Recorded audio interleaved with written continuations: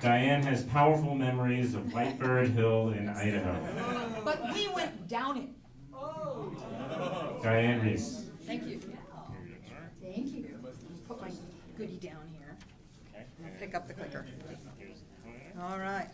And the right arrow. Got it. Hi, everybody. So I don't have any music, and I don't have any movies. I just have the memories of...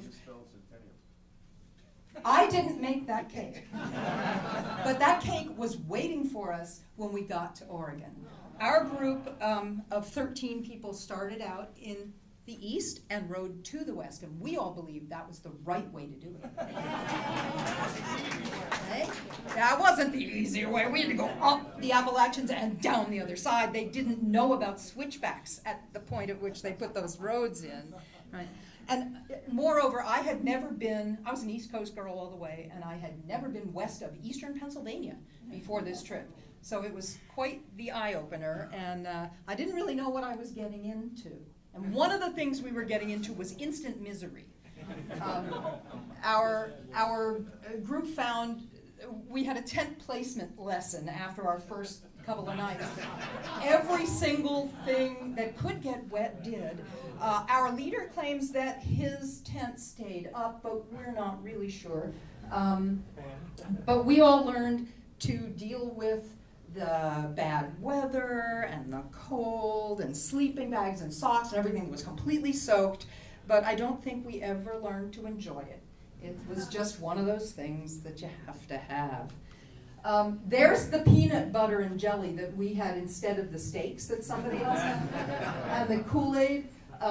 Apparently we were budgeted, and you know, Jeff, maybe I have this wrong, but this is the info I got from somebody in the group, that we were budgeted $19.50 for 3 meals a day for 13 people.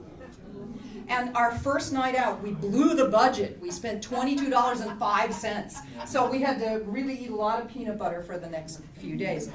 I have this weekend and in emails in the last couple months publicly sort of apologized to everybody else in my group, because I thought it was a great idea, being a recently graduated engineer, that I would put together a grid of who would cook with whom on which night.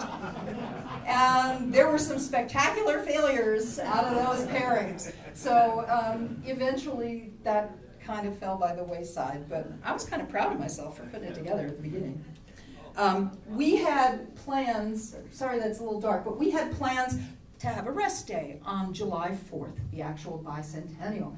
But that kind of got thwarted by those 100-year floods that we had in western Missouri before we got into Kansas. So we kind of walked our bikes around what was left of the roads after it stopped raining. On the bicentennial, we did have a red, white, and blue watermelon in camp. So we celebrated that way, and we also rode a century that day. And we were pretty proud of ourselves. I think that was our only century the whole summer. We were passed around midday by a fast group going east-west, which did a double century on the 200th birthday of the nation. So we thought that was pretty cool, and we passed them on July 5th. At 10 a.m., they were still in their tent. We like to call this Gordy's Bear. Now, there are a lot of stories in our group about Gordy's Bear, and we're not quite sure exactly the whole story, but I was behind Gordy, and I don't know if Gordy's here today. Are you here, Gordy? Did you come?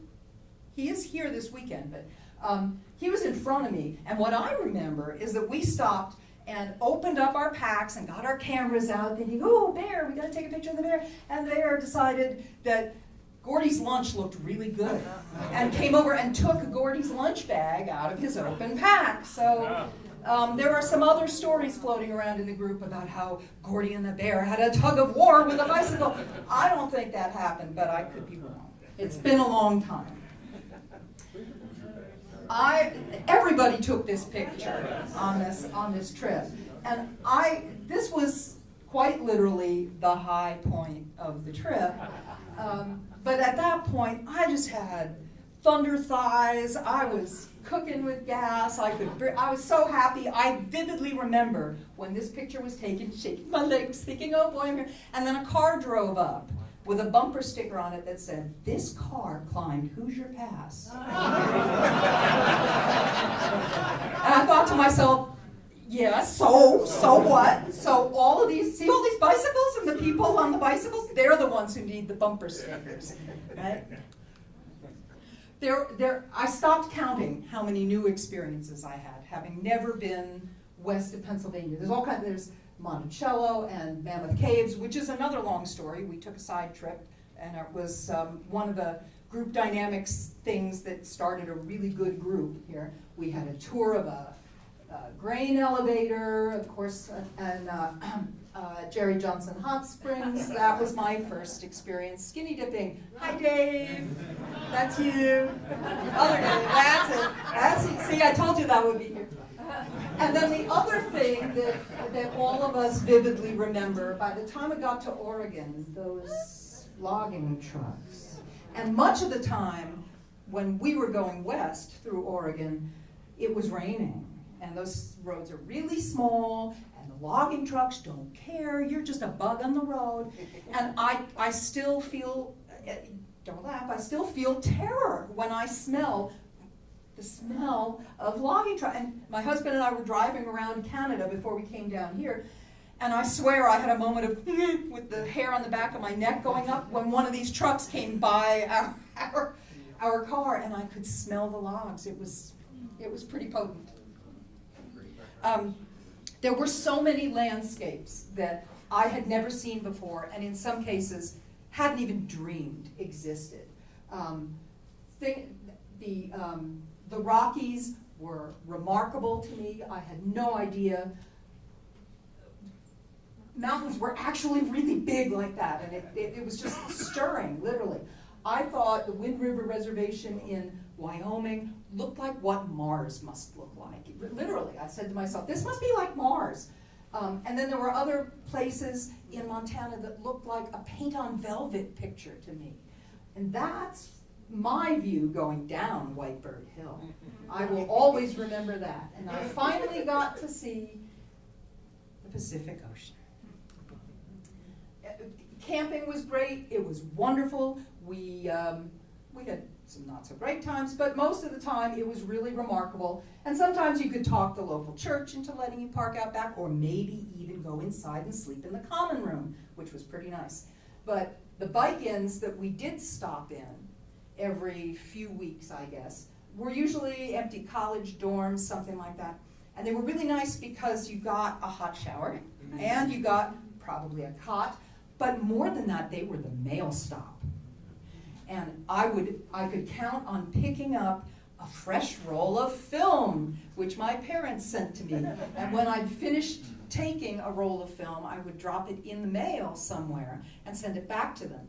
So I had no idea, and they developed it while I was on the road, but we don't think about that so much anymore because you can take 3,000 pictures and you know what they look like and you can throw them out. But we had no idea what I was taking pictures of. I had no idea what I was going to have until I got back home.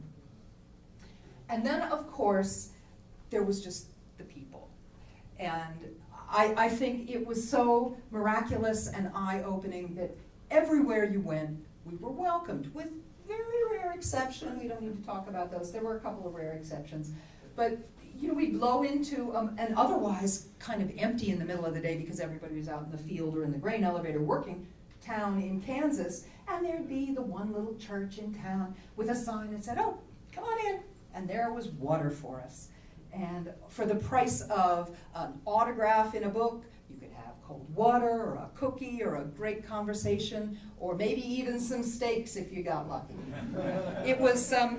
It was a remarkable introduction, really, to this East Coast girl, to the fact that there really is goodness everywhere in America, and I've kept that feeling even through a lot of challenging times since.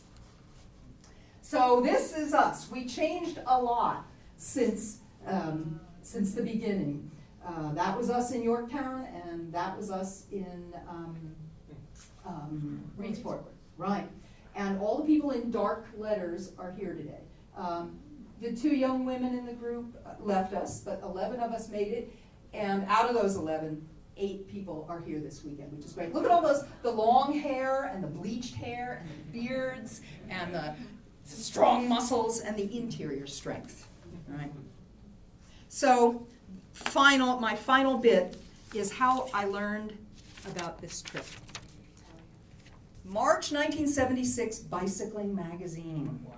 Big article in here. If you want to look at it, you can. And the application was in the back. And I convinced my parents to pay the $685 fee as my college graduation present. No mean feat. To this day, I can still quote the end of that article, which is really what convinced me to go. It is the experience of a lifetime, the article says. It sharpens the perceptions and can't help but restore faith in the vigor and worth of America. This is not only a great country, it's also one very big country. The cost of getting across it in expended calories, heavy breathing, perspiration, and Charlie horses is substantial. There are days that are just plain grueling, anti-fun days. With all this in perspective, we say by all means, go. You only regret what you don't do. This was some of the best advice I think any of us ever took. So thank you all for listening. Thank you, Bikecentennial, for existing. And thanks, TAEK 531, anybody who's here. I had no idea that I was capable of finishing something like this. And I've never been the same since, and thank goodness.